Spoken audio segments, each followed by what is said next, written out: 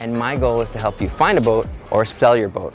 From 30-foot center consoles all the way to super yachts. You can always connect with me through phone, email, or any of my social media channels. I'll see you on the water. You've earned it.